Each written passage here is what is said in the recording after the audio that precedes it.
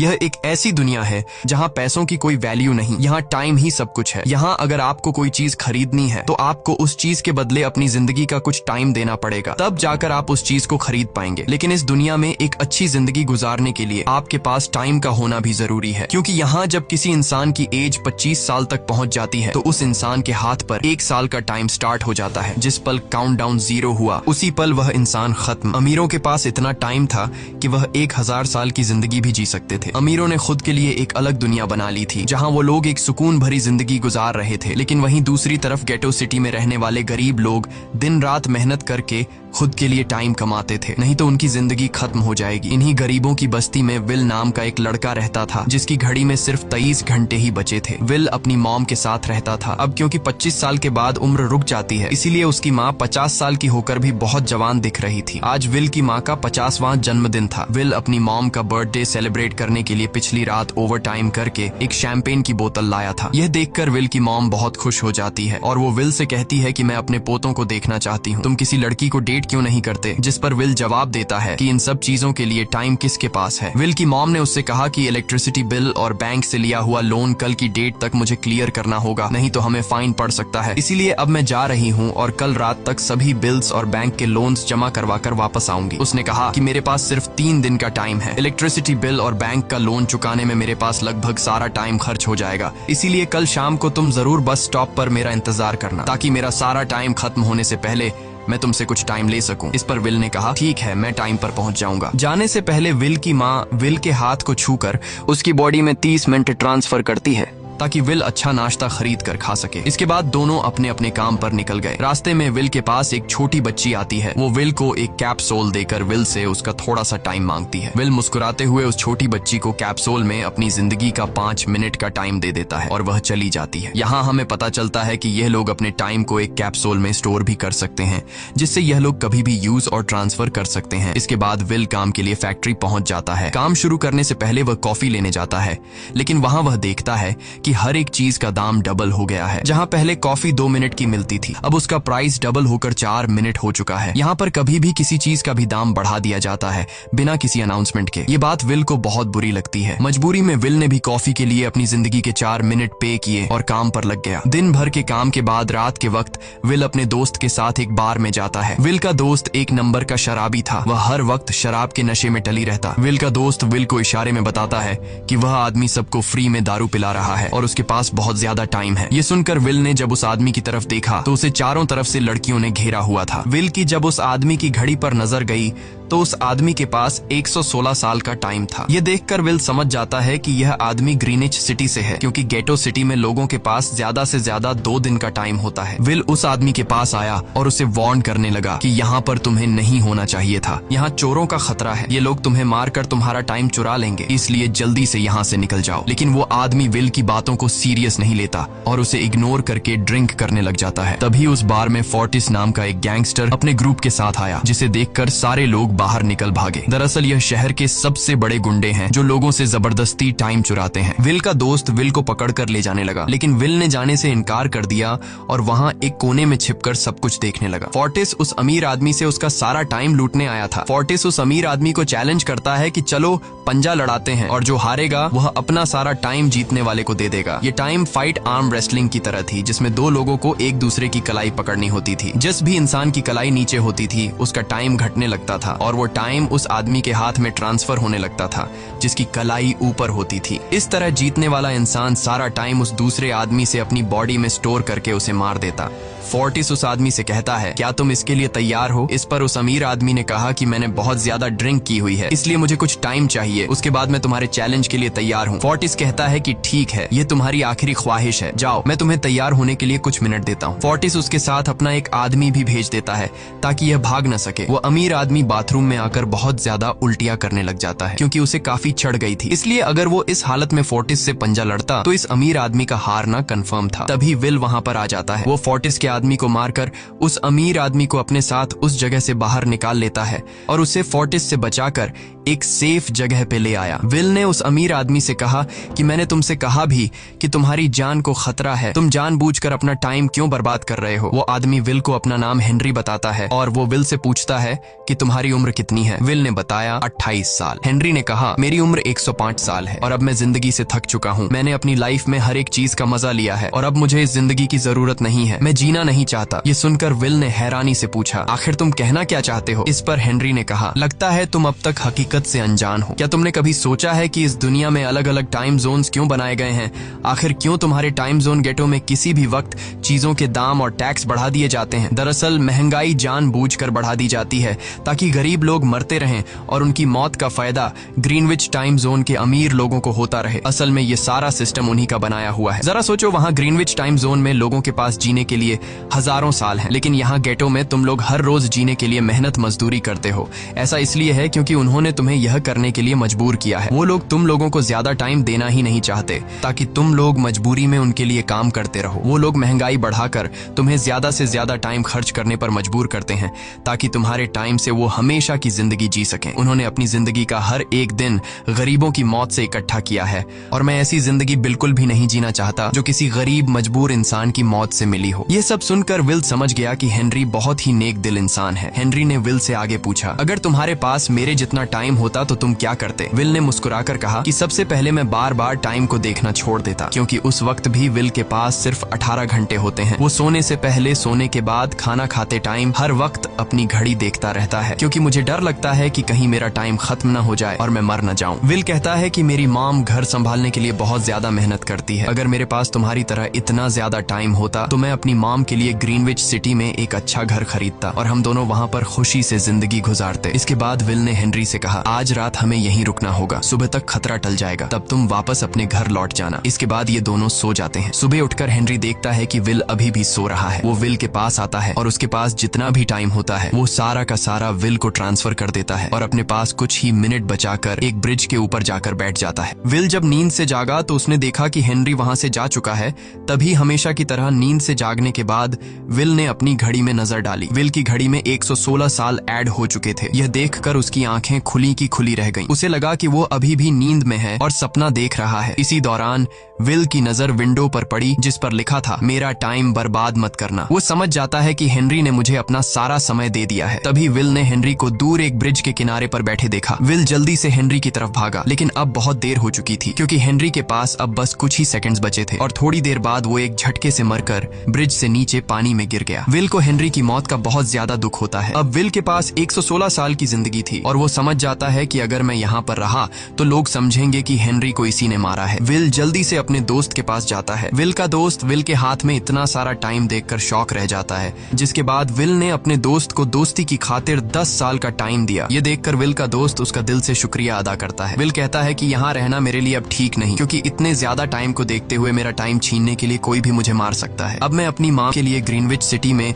एक अच्छा सा घर खरीद सकता हूँ और वहाँ पर एक सेफ लाइफ गुजारूंगा। जिसके बाद विल अपने दोस्त को गुड बाय कहकर वहाँ से निकल जाता है और सीधा उस बस स्टॉप पर जाकर मॉम का इंतजार करने लगता है, जहाँ 2 दिन पहले उसकी मॉम ने उससे कहा था कि मैं इलेक्ट्रिसिटी का बिल और बैंक का लोन चुकाकर इस बस स्टॉप पर पहुंचूंगी। दूसरी तरफ विल की मॉम सारे लोन और बिल्स भरने के बाद घर लौटने के लिए बस में चढ़ी, पर तभी उसे पता लगा कि एक ही दिन में बस की टिकट के दाम डबल हो गए थे। पहले जहां टिकट 1 घंटे में आती थी वहीं अब प्राइस 2 घंटे हो गया था। ये देखकर विल की मॉम बहुत ज्यादा परेशान हो जाती है, क्योंकि विल की मॉम के पास सिर्फ 1.5 घंटा बचा था। विल की मॉम बस ड्राइवर से रिक्वेस्ट करती है कि अगले स्टॉप पर मेरा बेटा उसे बाकी का टाइम दे देगा, लेकिन बस ड्राइवर ने साफ इनकार कर दिया और कहा कि अगर टाइम नहीं है तो फिर पैदल चली जाओ। लेकिन विल की मॉम को पता था कि अगला बस स्टॉप बहुत दूर है, अगर वह पैदल भी जाती है तो उसे पहुंचने में 2 घंटे लगेंगे। उस वक्त बस में ढेर सारे पैसेंजर्स सवार थे। विल की मॉम ने उनसे भी रिक्वेस्ट की, पर किसी ने भी उनकी मदद नहीं की। इतने में ही बस वहां से निकल गई। विल की मॉम रेचल के पास पास ज्यादा टाइम नहीं बचा था, इसलिए वह दौड़ती हुई पैदल घर की तरफ भागने लगी। दूसरी तरफ विल अपनी मॉम के लिए फूलों का गुलदस्ता लिए बस स्टॉप पर उनका इंतजार कर रहा था, क्योंकि आज उसे अपनी मॉम का बर्थडे सेलिब्रेट करना था। बस जब उस स्टॉप पर पहुंची तो कई सारे पैसेंजर्स उतर आए, पर उनमें से विल की मॉम नहीं थी। विल यह देखकर परेशान हो जाता है और उसे समझ आ गया कि जरूर उसकी मॉम मुसीबत में है। वह उसी वक्त अपनी मॉम की तलाश में भागा। उधर रेचल के पास अब कुछ ही मिनट बचे थे। वह रास्ते में आने वाली गाड़ियों और लोगों के घरों का दरवाजा पीट पीट कर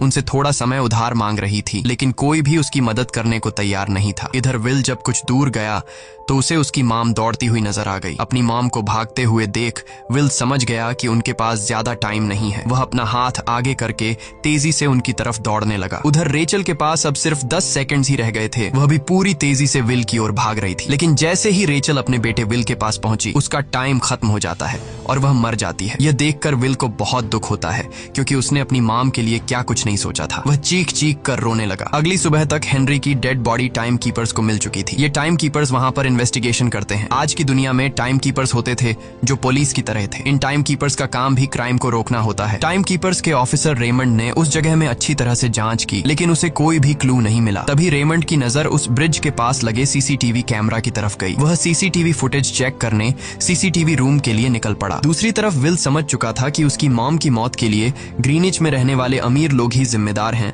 जिन्होंने गेटो शहर के लोगों को एक एक सेकंड का मोहताज बना दिया है। अब विल उनसे बदला लेने ग्रीनिच की तरफ निकल पड़ा और यहाँ से होती है असल कहानी शुरू। ग्रीनविच सिटी में एंटर होने के लिए विल को 1 साल का टाइम खर्च करना पड़ा और ग्रीनिच सिटी जा पहुंचा। वहाँ जब विल ने अमीर लोगों का लाइफस्टाइल देखा तो उसकी आंखें खुली की खुली रह गईं। वहाँ लोगों के पास इतना टाइम था कि वो लोग मरने का नाम तक भूल गए थे। यहाँ पर अमीर लोग के बॉडीगार्ड के पास भी 100 साल से भी ज्यादा का टाइम था। ये देखकर विल गुस्से से लाल हो जाता है, क्योंकि विल जिस शहर से आया था वहाँ पर लोगों के पास सिर्फ 24 घंटे की जिंदगी थी। विल वहाँ एक महंगे होटल में रुकता है। खाना खाते दौरान एक बहुत ही खूबसूरत लड़की विल को देखती है, जैसे उसे विल पसंद आ गया हो। दूसरी तरफ टाइम कीपर रेमंड हेनरी की मौत के वक्त का सीसीटीवी फुटेज चेक कर रहा था। तभी उसे फुटेज में विल दिखाई देता है। हालांकि कैमरा ने हेनरी को ब्रिज से गिरते हुए रिकॉर्ड नहीं किया था, लेकिन उस फुटेज में विल ब्रिज के पास खड़ा नजर आ रहा था, जिससे रेमंड को विल पर शक होने लगा। इसलिए रेमंड ने अपनी टीम को विल के बारे में जानकारी इकट्ठा करने को कहा। रिसर्च के दौरान टाइम कीपर्स को यह बात पता चल जाती है कि विल नाम का एक आदमी बहुत सारा टाइम खर्च करके ग्रीनविच सिटी में एंटर हो गया है, जिससे रेमंड को यह बात कंफर्म हो जाती है कि विल ने ही हेनरी को मारा है। रेमंड उसी वक्त अपनी टीम के साथ ग्रीनविच शहर की ओर रवाना हो गया। दूसरी ओर ग्रीनविच शहर में विल एक कैसीनो में आया, जहाँ कुछ अमीर लोग पोकर खेल रहे थे। विल भी उनके साथ बैठ जाता है। एक नए आदमी को देखकर ये लोग उस पर हंसने लगते हैं, लेकिन विल गैम्बलिंग में माहिर था।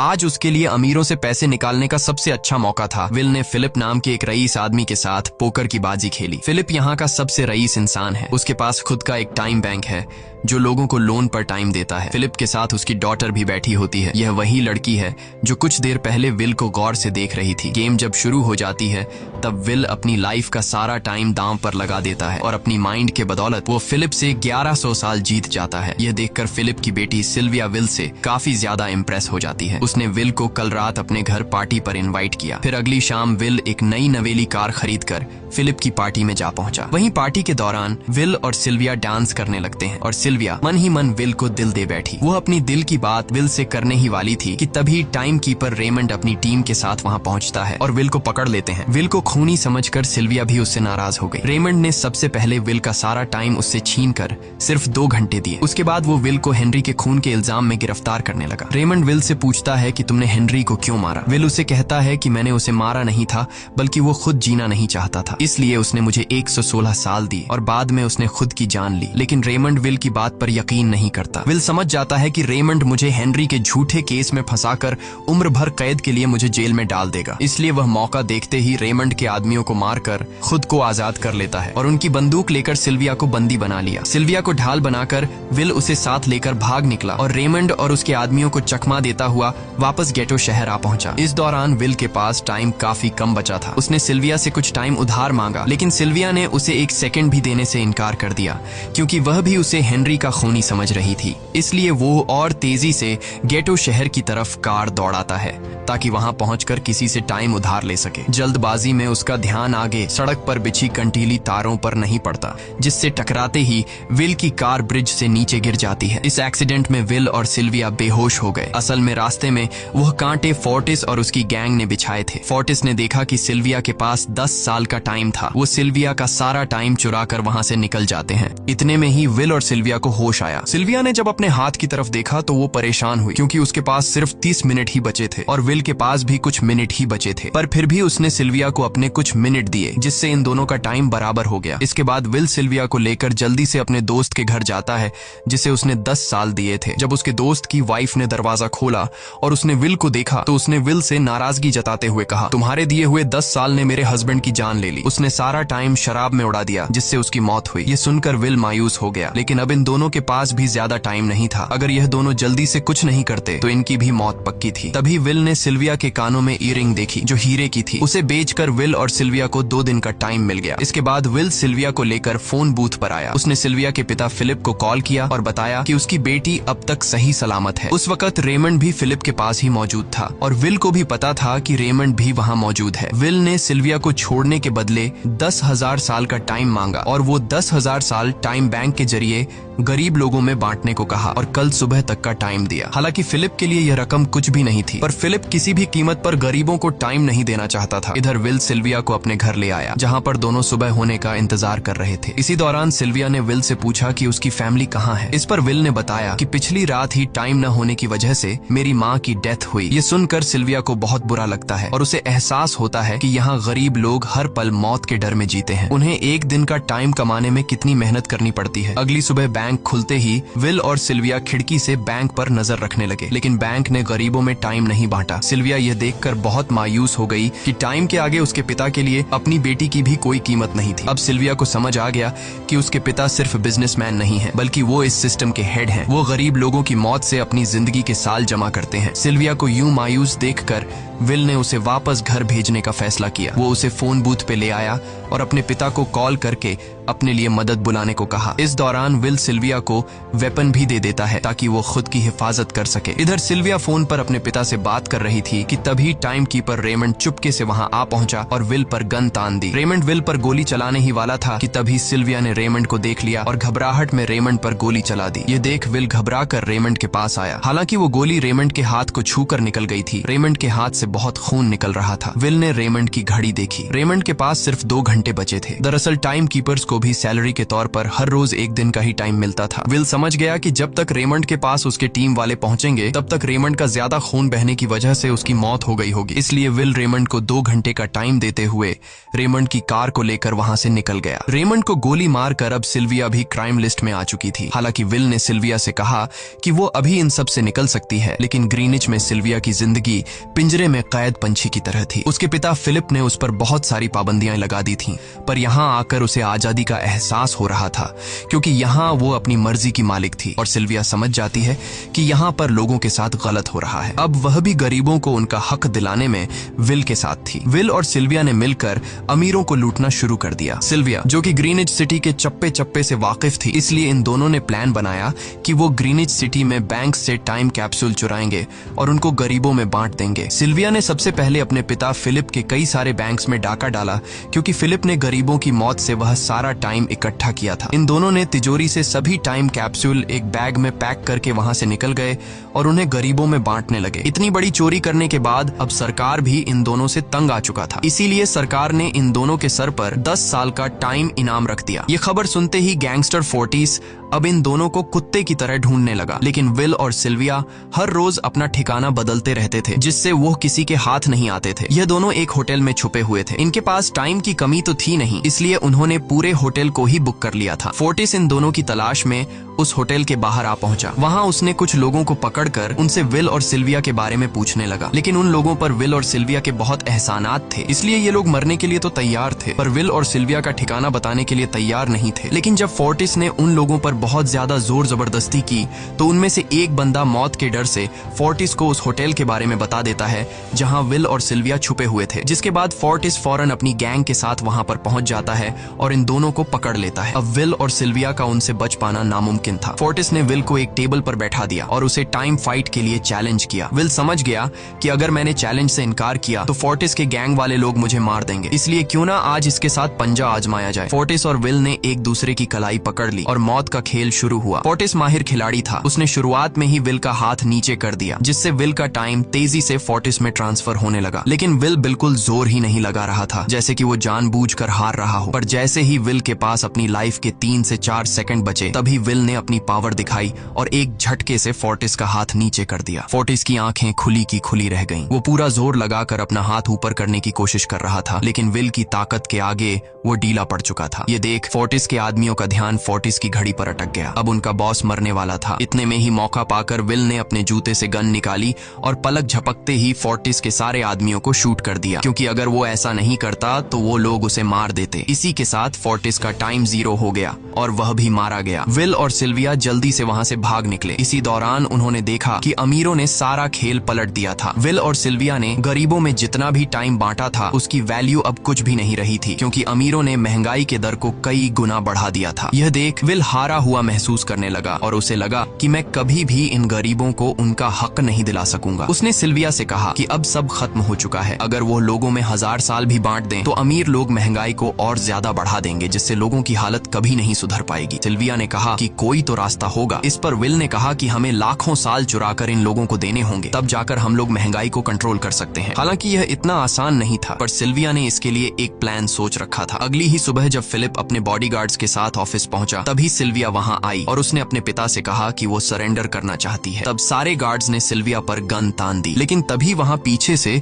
गार्ड के बेस में छिपा विल वहां आ पहुंचा। उसने फिलिप के सर पर गन रखी और उसके जरिए लॉकर का दरवाजा खुलवाया। विल और सिल्विया ने फिलिप के लॉकर से एक टाइम कैप्सूल चुरा लिया, जिसमें 10 लाख साल का टाइम मौजूद था। इस टाइम कैप्सूल का एक एक साल गरीबों की ही मौत से आया था। विल और सिल्विया वह टाइम कैप्सूल लेकर भाग जाते हैं। इधर रेमंड को जब यह बात पता चली तो वह फौरन विल और सिल्विया के पीछे लग गया। जब रेमंड ने अपने हाथ पर घड़ी को देखा तो उसके पास 1 घंटे से भी कम टाइम बचा हुआ था। वह हेडक्वार्टर कॉल करके कहता है कि मुझे मेरी सैलरी कैप्सूल में भेज दो, मेरे पास टाइम कम है। लेकिन इससे पहले कि वह अपनी बॉडी में कैप्सूल से टाइम ट्रांसफर कर पाता, उसे विल की कार दिख जाती है और वह कैप्सूल से अपनी बॉडी में बिना टाइम ट्रांसफर किए उनके पीछे लग जाता है, क्योंकि अगर वो 10 लाख साल गरीबों को मिल जाते तो गेटो टाइम जोन का हर एक इंसान अमर हो जाता और अमीरों का बनाया पूरा सिस्टम तहस नहस हो जाता। रेमंड ने विल और सिल्विया को पकड़ने के लिए अपनी पूरी जी जान लगा दी, लेकिन वो उन्हें रोक नहीं पाया। विल और सिल्विया रेमंड को चकमा देकर गेटो शहर आ गए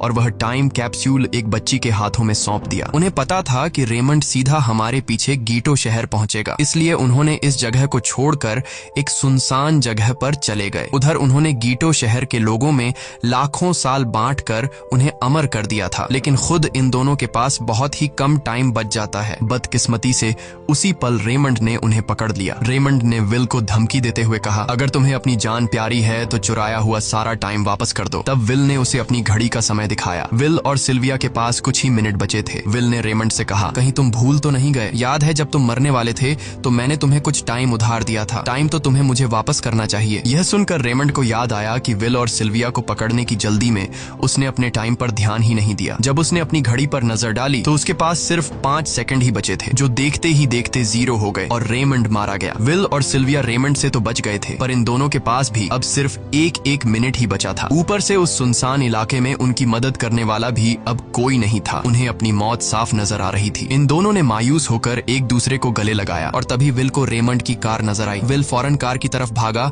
और वहां पहुंचकर उसने रेमंड की सैलरी का टाइम अपनी घड़ी में ट्रांसफर कर दिया। इसके बाद वह सिल्विया को भी टाइम देने उसकी ओर भागने लगा। सिल्विया भी तेजी से विल की ओर दौड़ रही थी। सिल्विया के पास कुछ ही सेकंड्स बचे हुए थे। यह बिल्कुल उसी तरह का पल था जिस तरह से विल ने अपनी मॉम को खोया था। विल ने अपनी मॉम को तो खो दिया था, पर सिल्विया को नहीं खोना चाहता था। विल सिल्विया के बिल्कुल करीब ही था, पर तभी सिल्विया विल की बाहों में गिर पड़ी। लकीली विल ने सही वक्त पर सिल्विया का हाथ थाम लिया था, जिससे उसकी जान बच गई। विल और सिल्विया की बदौलत अब डेटन शहर के सारे लोग अमर हो चुके थे। अब उन्हें 1-1 घंटे कमाने के लिए फैक्ट्रीज में काम करने की जरूरत नहीं थी। वह सभी अपने सपनों को पूरा करने ग्रीनिच शहर की ओर निकल पड़े, जिससे अमीरों का बनाया सारा सिस्टम फेल हो गया। वहीं इसी के साथ यह कहानी खत्म हो जाती है। अगर आपको वीडियो अच्छी लगी हो तो हमारे चैनल को सब्सक्राइब और वीडियो को लाइक जरूर कीजिएगा।